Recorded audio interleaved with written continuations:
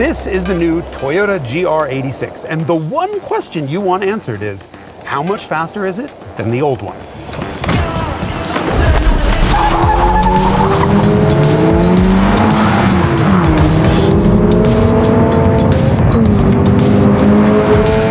The biggest problem with the last 86 is that it couldn't keep up with a Miata in a drag race. That's literally the worst thing you can say about any car. Problem solved. Well, I guess we can end the episode now, right?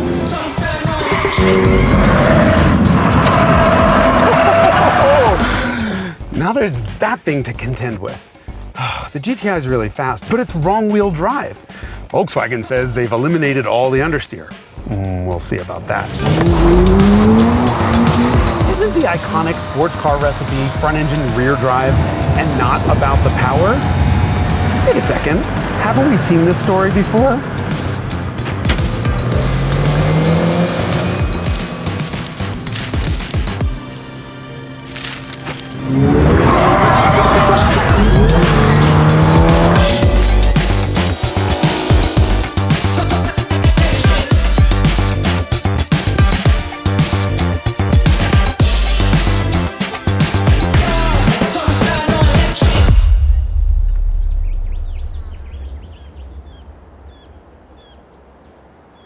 Can we be honest about why we care about these cars? We're poor! Otherwise, we would have Porsches. And if you want an affordable, fun-to-drive sports car, well, you only had a few choices. You could have a Subaru BRZ, a Scion FRS, a Toyota 86, a Toyota GT86, or a Toyota 86 GT, all of which were among the best-handling cars of all time. But they came with an engine that vibrated like a worn-out drain disposal and made just as much torque. The old 86 wasn't actually that slow, but it felt it because it made no torque where you needed it the most and sounded so bad you never wanted to rev it out. Ever.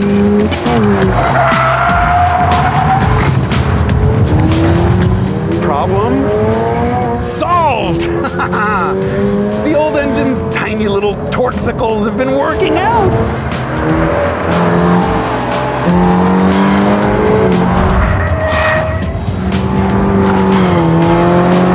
There's a 2.4 liter where there used to be a 2.0, and there's all kinds of pull where there used to be a torque hole. This is nothing like the last car where you used to feel trapped in a gear, foot on the floor, waiting for the old lady behind you to be like, "Get out of my way, slowpoke!" This thing is faster at all speeds, and more importantly, it feels way quicker. And pulls so hard up top, you're gonna wear out the rev limiter. You can make it do a little beep as you approach redline, and trust me, you're gonna need it.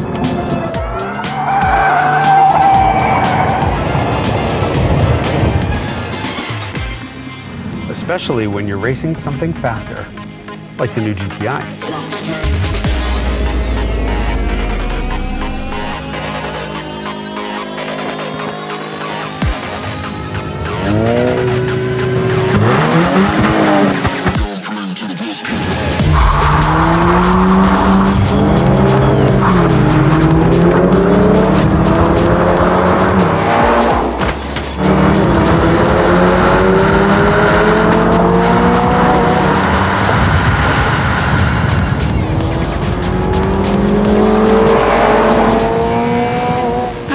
Noticed the 86 got its ass handed to it by the GTI, even though the cars have similar power to weight.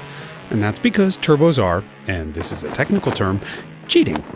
But you'll see that the 86 gets a significant jump off the line before the GTI eventually blows by it. And that's because of something we need to quickly discuss. Weight transfer! All other things being equal, the more weight on a tire, the more grip it has. So, I can take this tire and just drag it down the track, no problem. However, if we add a little bit of weight to the tire, I said a little bit of weight, well, then I can't pull it at all. More weight equals more grip. The same thing happens in your car. Under acceleration, you, and everything else in your car, gets thrown backwards. That weight is transferred off of the front tires and onto the rears. The harder a car accelerates, the more of a disadvantage a front-wheel drive car like the GTI has, and the more of an advantage a rear-drive car like the 86 has.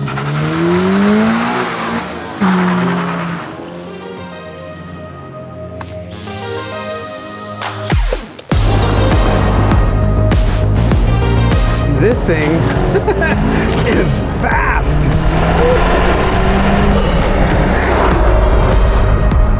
It's a little passionless, it's a little laggy, but it makes power all the way to the red line. In fact, it makes so much power that it struggles to put it down, even with these outrageous cheater tires on it. US GTIs come with all-season tires, and this has barely street-legal semi-racing tires. I guess Volkswagen couldn't find a set of Hoosiers to put on this. Anyway, I love GTIs. I like front-wheel drive cars a lot. But there's a reason why race cars are never front-wheel drive. And yes, that weight transfer thing has something to do with it, but also something else that we call the traction circle. Basically, your tires have only so much grip to give. If you ask them to do two things at once, you're reducing their ability to do each of them. So, if you add power in the middle of a corner in a GTI, well, you're reducing the front wheel's ability to turn the car. At the same time, you're transferring weight rearward, reducing overall grip on the front to begin with. And so what happens? The front slides, the back doesn't, and that's called understeer. The GTI's locking front diff is magic, but it can't invent grip. It can only maximize what's there, and what's there is far less than a rear-wheel drive car would have. Straight physics.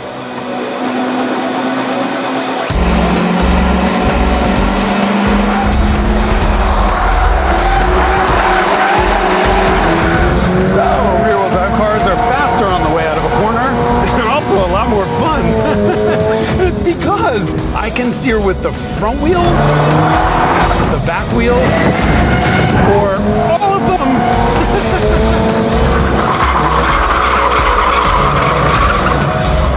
You can throw the GTI sideways on the way into a corner, but on the way out, he's only got understeer. Not the problem here.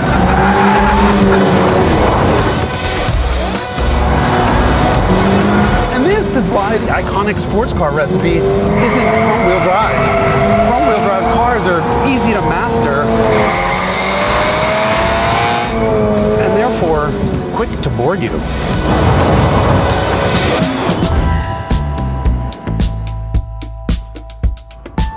It needs to be said, something like a GTI doesn't live on a racetrack. It lives here, on a public road. And here, limit handling doesn't really matter. The GTI is still the perfect combination of fun and speed. I have great seats, a great steering wheel, a shifter that lets me downshift in the middle of a corner, lots of power on the way out, great sight lines so I can place the car exactly where I want. This is a back road bomber. I think this Mark 8 GTI is not quite as good as the last one. It still has all of the great GTI attributes, but the interior is a little not so nice, and it's got a lot more gimmicks and a little bit less substance. Overall though, you'd be hard pressed to find another car that's this great on a back road. I'm sorry, outside of a drag strip or a racetrack, there is absolutely nothing wrong with front-wheel drive, especially once you start factoring in the other benefits of a hot hatch. Which is, of course, space. Let's ignore the GTI's catastrophe of a user interface for a second and talk about practicality. The GTI has a back seat that fits actual humans. And it has a trunk large enough to put a refrigerator in it. The 86 is only an inch shorter, and yet it has a back seat that will never fit a human being, much less Little Fat Riding Hood over there. And its trunk, well, it could fit a cooler if you could actually fit it through the opening, which you can't. Miata doesn't even have a back seat. You'd be lucky to fit in the front, and its trunk is, full. This is the continuum of the $30,000 enthusiast car. On the GTI end, well, you have all of the practicality with fun and speed, but a car that'll quickly prove itself one-dimensional on a racetrack. On the Miata end, well, you have the iconic sports car recipe, and that is unmatched in its ability to put a smile on your face on the road or on track. But this is the Goldilocks car. And the idea of a happy medium sports car isn't new. In fact, the 86 is a perfect update on the Porsche 944 recipe. 4-cylinder, front-engine, rear-drive GT with a usable bish trunk and an emphasis on handling. And the 944 lineage had an incredibly successful 20-year run, partially because it was even better than the 911 at being a sports car you could use every day. The 86 is the 944's spiritual successor. And the last generation had a bit of a problem. While it was amazing when you were caning it, it was irritating to live with. And I don't say this lightly, this new one fixes every single one of those problems. The interior no longer looks like Toyota and Subaru were having an argument while they were designing it. It's nice in here. The stereo actually sounds good. And it's now possible to engage the clutch smoothly. This may not be the world's best car, but it's a perfect 86.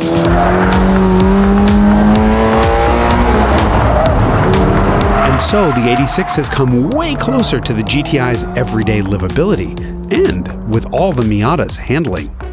In fact, more of it. This handles better than the Miata. The old 86 and the ND both do what you want. But sometimes they do things you don't want, like throwing themselves sideways at the suggestion of a bump, or every time you see a police officer. This one is much more stable. It lets go at the front first, and then allows you to adjust the line with the throttle. In other words, this is a driver's car. It does exactly what you want.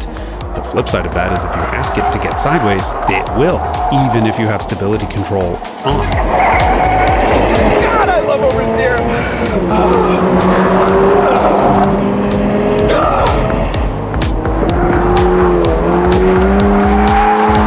I genuinely can't think of a better teaching tool for advanced driving techniques. No wonder then that Toyota is giving out free track instruction with the purchase of any GR86. Come to think of it, Porsche should give out a free GR86 with the purchase of every 911 GT3 RS, so that its buyers can finally learn how to drive them. If there's one thing you need to know about this car, it's that this is a comprehensive rework of a great car that fixed all of its shortcomings without adding a single problem. Not one. And that sounds like Porsche, continually evolving its cars on a quest to make the world's best everyday sports cars. The GR86 may have a Toyota badge on it, and it might be built by Subaru, but it's 100% Porsche in its philosophy. Except, unlike anything at the Porsche dealership, this is an everyday sports car you and I can actually afford.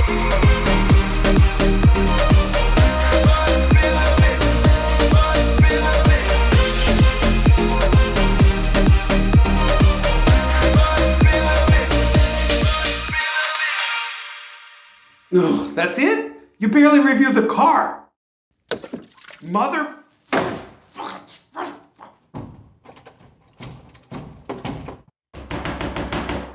Well, look, while I'm in here, on the right-hand side, those are two videos you need to watch. The first is a Revelations on the Subaru BRZ, this car's twin, and that's where I talk about all the technical details I left out of this video. The second one is a Revelations on the Porsche 924, and that's the car that became the 944 and the 968. Great story, you need to watch it. And hopefully, I'll be out of here by the time you're done.